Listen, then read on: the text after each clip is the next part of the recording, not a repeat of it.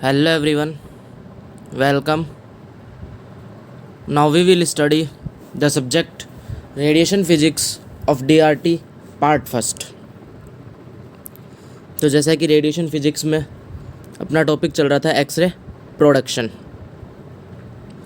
और x ray production के अंदर लास्ट लेक्चर में हमने कुछ एक्सरे ट्यूब्स के बारे में डिस्कस किया था। That means history of x ray tubes के बारे में, जिसमें अपनी 4 एक्सरे ट्यूब आई थी: gas tube, Coolidge tube, stationary anode x ray tube and rotating anode x ray tube.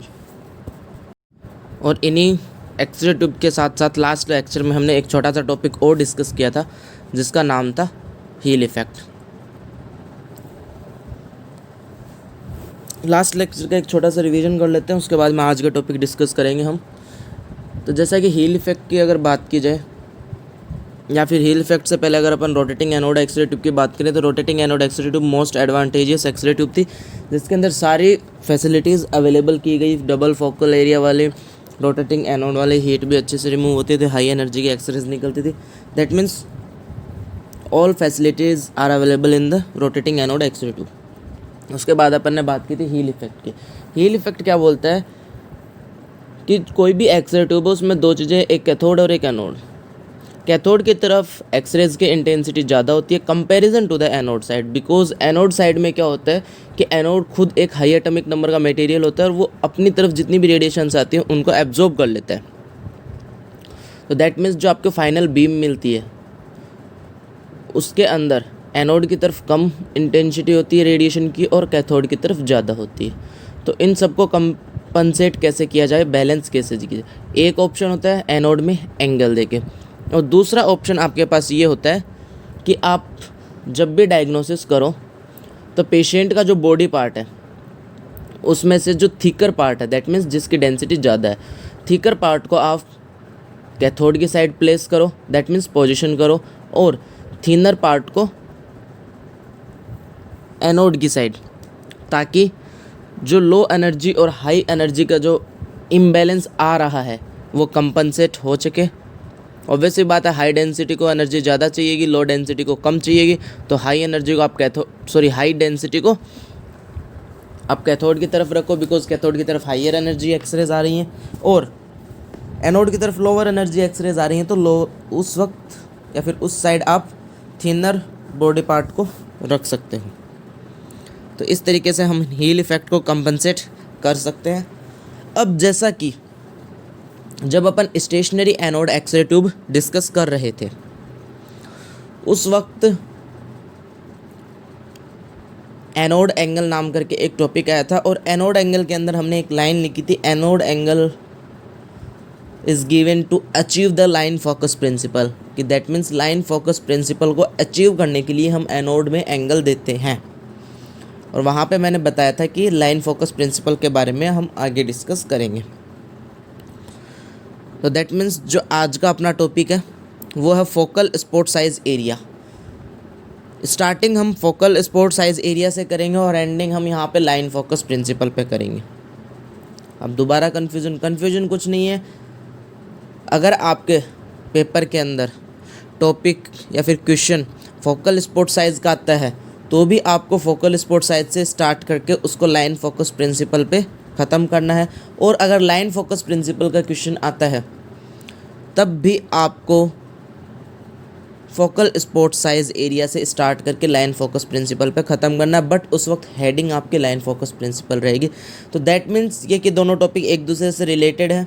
Matter इतना ही है कि हम इन दोनों को साथ में लिखेंगे, एक दूसरे को समझाना भी बहुत ज़रूरी है इन दोनों टॉपिक्स को। तो अब अपन स्टार्टिंग करते हैं फोकल स्पॉट साइज की, या फिर फोकल स्पॉट एरिया क्या होता है। The area of the target in which the electrons are absorbed and X-rays are generated is called focal spot area और focal spot size। जैसा कि आप रोटेटिंग एनोड और स्टेशनरी एनोड में देखते हो कि जो टारगेट होता है, जो कि टंगस्टन का बना होता है, वहाँ पे इलेक्ट्रॉन्स आके टकराते हैं और उसमें से एक्सरेज निकलती हैं। तो दैट मीन्स कि टारगेट का वो क्षेत्र जहाँ पे इलेक्ट्रॉन्स एब्जॉर्ब हो रहे हैं, एब्जॉर्ब होने का मतलब जहाँ पे टकराएंगे वहीं पे एब्जॉर्ब होंगे, ठीक है। दैट मीन्स जहाँ पे इलेक्ट्रॉन्स एब्जॉर्ब हो रहे हैं और जहाँ से एक्सरेज निकल रही हैं वो एरिया क्या कहलाता है? फोकल स्पॉट एरिया और फोकल स्पॉट साइज। एक बार दोबारा इस डेफिनेशन को डिस्कस कर लेते हैं। The area of the target, that means target का वह क्षेत्र in which the electrons are absorbed, जिसमें इलेक्ट्रॉन्स एब्जॉर्ब्ड किए जाते हैं, एंड एक्सरेज आर जनरेटेड, और एक्सरेज जनरेट होती है, प्रोड्यूस्ड होती है, इज कॉल्ड, उसे फोकल स्पॉट एरिया कहा जाता है या फिर फोकल स्पॉट साइज कहा जाता है। यूजुअली फोकल स्पॉट की स्पेलिंग यहाँ पे सही कर लेना, SPOT आएगा। Usually focal spot is define in 2 ways, that means कि अब अपन फोकल स्पॉट एरिया या फोकल स्पॉट साइज को भी 2 पार्ट्स में डिवाइड कर देते हैं या फिर 2 वे के अंदर इसको डिफाइन करते हैं। वो कैसे? फर्स्ट है आपका एक्चुअल फोकल एरिया। तो दैट मीन्स जैसा कि अभी अपन ने डेफिनेशन में भी बात की थी, 2 चीज़ें थी आपके पास यहाँ पे। एक वो एरिया जहाँ पे इलेक्ट्रॉन्स एब्जॉर्ब हुए हैं, और दूसरा वो एरिया जहाँ से एक्सरे जनरेट हुए। तो दैट मीन्स इन दोनों चीज़ों को इन्होंने क्या कर दिया? डिवाइड कर दिया। कैसे किया? The actual focal spot size is the area on the anode that is striking bye the electrons.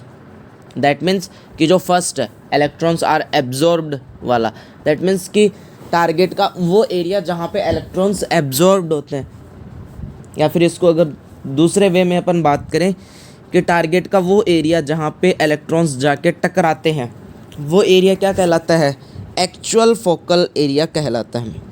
The actual focal spot size is the area, actual focal spot size वो क्षेत्र है ऑन द एनोड, कहाँ पे? Anode का वो क्षेत्र है that is strike by the electrons, जहाँ पे इलेक्ट्रॉन्स जाके टकराते हैं।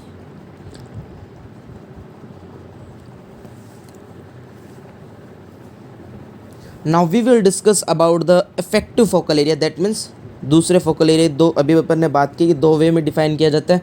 तो एक तो हो गया आपका एक्चुअल फोकल एरिया और एक हो गया इफेक्टिव फोकल एरिया। अपन इसको बात कर सकते हैं कि जो आपका फोकल स्पॉट साइज है या फिर फोकल स्पॉट एरिया, उसको उन्होंने 2 पार्ट्स में डिवाइड कर दिया, एक एक्चुअल और एक इफेक्टिव। अब इफेक्टिव क्या होता है? ऑब्वियसली बात है, जो दूसरा एरिया बच गया, दूसरा क्षेत्र बच गया जहाँ से एक्सरेज निकलती हैं, वो क्या कहलाएगा? इफेक्टिव कहलाएगा। The effective focal spot size is the length and width of the emitted X-ray beam as projected down the central axis of the X-ray tube. दोबारा से समझना है इसको। The effective focal spot size is the length and width. Effective focal spot size क्या है? Length और width किसकी? That means लंबाई और चौड़ाई। अब किसकी है वो देखते हैं।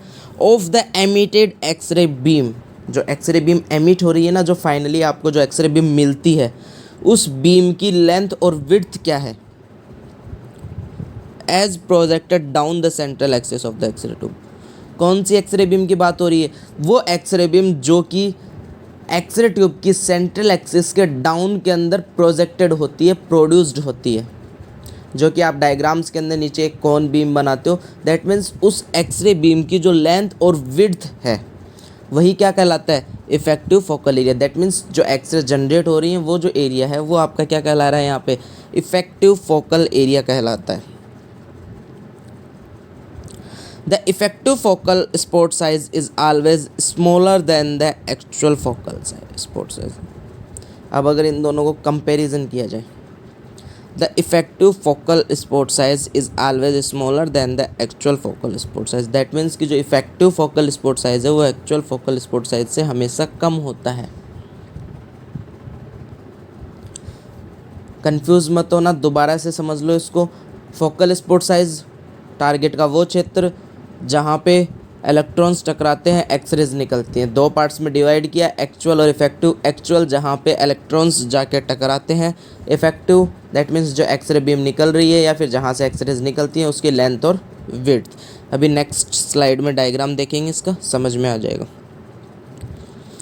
अब अपन बात करते हैं टोटल फोकल एरिया की। फोकल स्पॉट एरिया जो अभी अपन बात की थी, जहाँ पे इलेक्ट्रॉन्स टकरा रहे हैं, एक्सरे निकल रही है स्टार्टिंग, उसकी टोटल की बात करते हैं। If the focal area is very small, अगर फोकल एरिया बहुत कम हो, पेनम्ब्रा विल बी मिनिमम। तो पेनम्ब्रा क्या होगा? कम होगा। अब ये पेनम्ब्रा क्या होता है ये भी डिस्कस करेंगे अभी।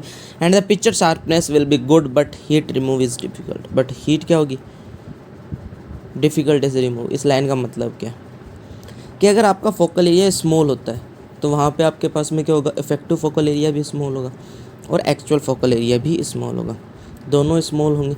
इफेक्टिव फोकल एरिया का स्मॉल होने का मतलब है कि कम जगह से एक्सरेज निकल रही है, ठीक है। एक्चुअल का मतलब कम जगह पे इलेक्ट्रॉन्स टकरा रहे हैं। तो इससे क्या होगा कि जो एक्सरे बीम आपको मिलेगी उसकी लेंथ और विड्थ कम होगी। अगर एक्सरे बीम की लेंथ और विड्थ कम होगी तो उसके जो किनारे हैं उस पे भी आपको स्कैटर्ड रेडिएशन कम मिलेंगी, ठीक है। और जो किनारों पे स्कैटर्ड रेडिएशन मिलती है, एज पे जो स्कैटर्ड रेडिएशन मिलती है उसको पेनम्ब्रा कहा जाता है।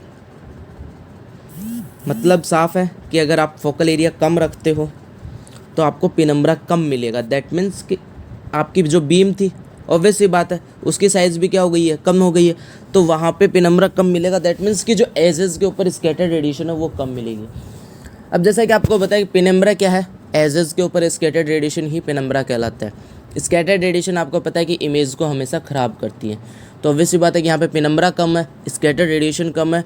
दैट मीन्स कि जो इमेज है उसकी शार्पनेस, उसकी क्वालिटी आपको यहाँ पे क्या मिलेगी, अच्छी मिलेगी। यहाँ तक समझ में है। But heat remove difficult. Heat remove difficult क्यों हुआ? बिकॉज जो एक्चुअल फोकल एरिया था वो भी आपने क्या कर दिया, कम कर दिया। दैट मीन्स कि जितने भी इलेक्ट्रॉन्स आ रहे थे वो सारे के सारे एनोड पे कम जगह पे टकरा रहे हैं, तो ऑब्वियस सी बात है कि एनोड की कम जगह पे वो सारी की सारी हीट निकलेगी। अब उसको बाहर निकालना क्या होगा, थोड़ा डिफ़िकल्ट। और अगर वही टारगेट के ऊपर अलग अलग जगह टकराए या फिर टारगेट के ज़्यादा एरिया पर टकराए तो क्या होगा, हीट आराम से निकल सकती है। तो दैट मीन्स अपने पास फाइनली रिजल्ट ये मिलता है कि अगर फोकल एरिया को आप कम रखते हो तो उससे पेनम्ब्रा कम होगा। पेनम्ब्रा कम होने का मतलब स्कैटर्ड रेडिएशन कम होना, और अगर स्कैटर्ड रेडिएशन कम हो रही है दैट मीन्स इमेज की क्वालिटी आपको अच्छी मिल रही है बट हीट नहीं रिमूव हो रही, ठीक है। तो अब क्या करेंगे, इसको कंपनसेट भी करेंगे, बैलेंस भी करेंगे, वो आगे डिस्कस करते हैं अपन। Now we will discuss about the diagram. अब अपन डायग्राम के बारे में बात कर लेते हैं। डायग्राम में देख सकते हो आप, एक कैथोड है, एक एनोड है। कैथोड की तरफ आपका फिलामेंट है, एनोड की तरफ आपके टंगस्टन का टारगेट है, ठीक है। इलेक्ट्रॉन्स की एक बीम आ रही है, फिलामेंट में से इलेक्ट्रॉन्स निकलेंगे, टकराएंगे। ए और बी दो पॉइंट यहाँ पे डिस्कस किए गए हैं। दैट मीन्स ए बी यहाँ पे क्या है, आपकी actual focal area.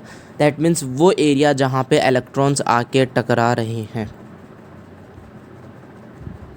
A B is the actual focal area. फिर आप जैसे जो नीचे की तरफ डाउन में जो सेंट्रल एक्सिस के आपको एक्सरे बीम दिखाई दे रही है, इसकी जो लेंथ और विड्थ है विच इज़ जिसको डिनोट किया है इन्होंने सी डी से, वो आपकी क्या है, इफेक्टिव फोकल एरिया। जैसे कि आप डायग्राम में भी देख सकते हो और आपको भी समझ में आ रहा है कि इफेक्टिव फोकल एरिया हमेशा एक्चुअल फोकल एरिया से कम होगा।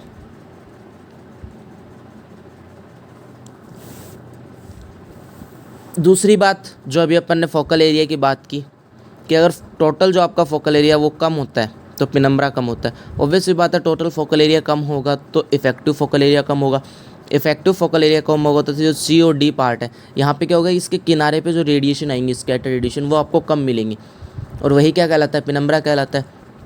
तो दैट मीन्स यहाँ पे आपको इमेज की क्वालिटी अच्छी मिलेगी। बट उस वक्त क्या हो जाएगा, ए बी भी कम हो जाएगा, और अगर ए बी भी कम होता है तो हीट अच्छे से रिमूव नहीं हो पाएगी। अब इसी का ओपोजिट अगर अपन बात करते हैं, डिस्कस करते हैं कि अगर फोकल एरिया आप ज़्यादा रखते हो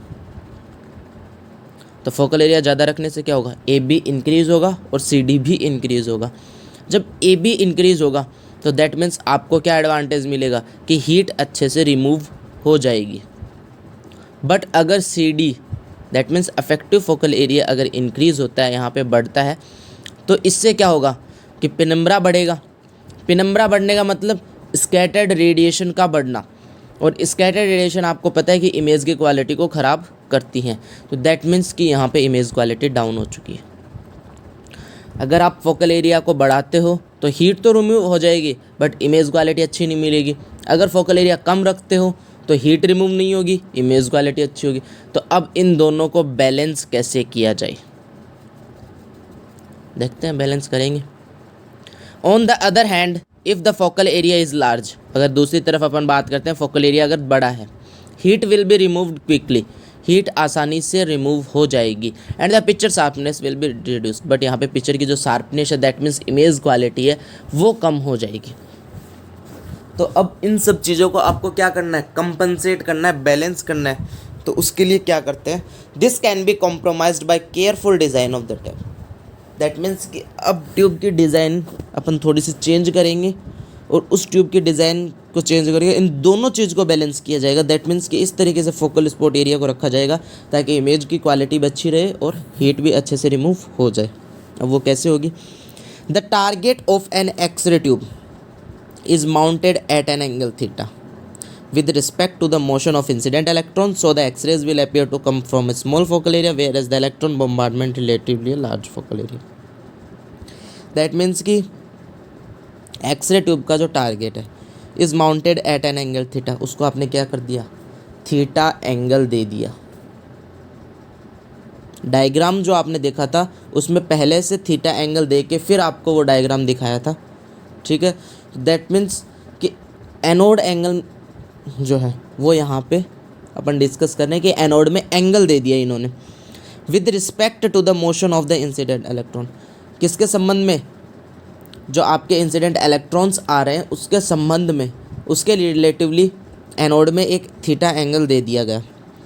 तो इससे क्या होता है कि जो एक्सरेज आ रही हैं, so the x rays will appear to come from a small focal area, that means कि जो एक्सरेज आएंगी वो कम फोकल एरिया से आएंगी। दैट मीन्स कि इफेक्टिव फोकल एरिया आपने क्या कर दिया, यहाँ पे कम कर दिया। और ऑब्वियस सी बात है आपको इफेक्टिव फोकल एरिया कम ही चाहिए था ताकि पेनम्ब्रा कम हो, और पेनम्ब्रा कम होगा तो इमेज क्वालिटी अच्छी होगी। दैट मीन्स एनोड में एंगल दे दिया आपने, आपका इफेक्टिव फोकल एरिया कम हो गया, पेनम्ब्रा कम, इमेज क्वालिटी अच्छी।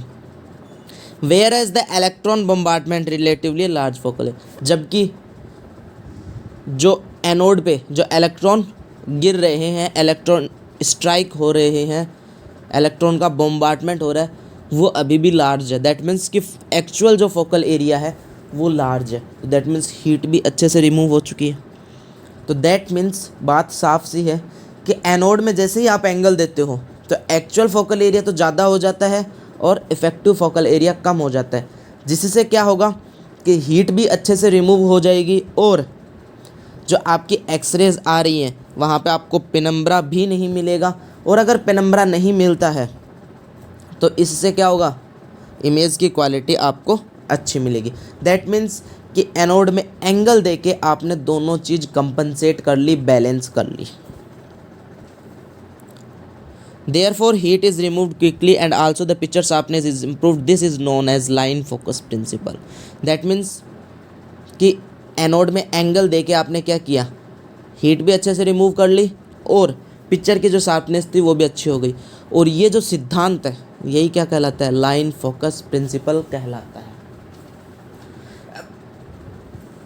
अब जैसा कि अपन ने एनोड एंगल में बात की थी कि एनोड एंगल अपन क्यों देते हैं, लाइन फोकस प्रिंसिपल को अचीव करने के लिए। आया समझ में वो चीज़ें कि लाइन फोकस प्रिंसिपल है क्या और ये क्यों, दैट मीन्स एनोड में एंगल क्यों दिया जाता है।